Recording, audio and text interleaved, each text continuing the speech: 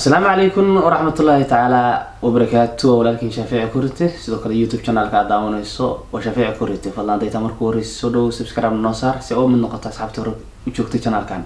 rukumo soo dhow mar walba halkan si oo baxa barnaamij sida weydeen barnaamij odaw bariyahan dib maawada ka maqnaa arrimo jira iyo barnaamijyo waxaan ku mashquulsanayn sida wada arkaysiin maaniga asxaabteeda filmaan iyo waxyaabo inaan ku wada mashquulsanayn sida ugu dambeeyay marka bariyihii ugu dambeeyay waxa maana soo duubin maanta ayaan soo dhacay intii waxa waaye bariyahan soo wacday ama igu dhahday oday maxaa kugu dhacay ka raali gelinayna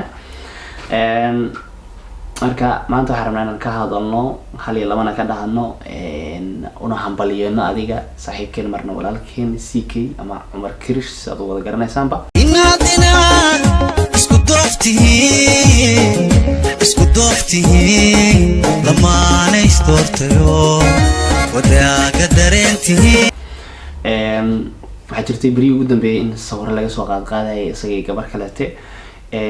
sawiradaas oo Instagram-kii meel lagu soo shaashacinahay laakiin waxaa jirtay sawir ay shalay soo galeen oo ugu dambeeyay oo soo dhigay meeshiisa kadib adiga arintii markaan si ogaanay si weydiino xaaba noo soo baxday shalay inay ahayd meherkiisa saas awgeed waxaan dhahaynaa hambaliyo odagu waa odaygii ugu weynaa xagga iskaabulada maanta aad baan ugu faraxsanahay horta inuu xaroodo ma sha Allah waa nin ku dayasho mudan marka waxaan dhihi karnaa isku waara oo wadiicana qaar qaba kala siiya waxaan dhahaynaa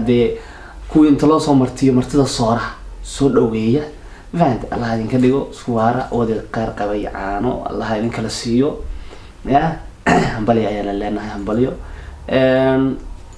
مرة ربنا ولو بهاي هاي قف كستو كل الدنيا نشوفه وحجرت مالن وفرح سنيا ما أنت سواء ما أنتو دي كورسن هايو CK كل فرح ديسة مرة ربنا لنا هاي وأنا لقاها أنا ونلقاها أنا وأنا سحب كنا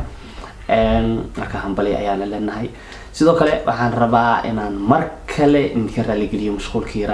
gaabnaa bariyahan ma ku mashquulsanaa wax kale ma ahayn sida wada arkayseen ba aniga iyo asxaabteedaba waxaan ku mashquulsanayd soo saaritaanka filmaantii gaabnaa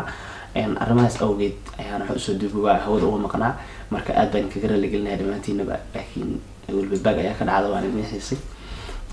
inta ku kulmayna muuqaalkan iyo muuqaal xiga waxaan kaga tagaynaa assalaamu calaykum ورحمة الله تعالى وبركاته.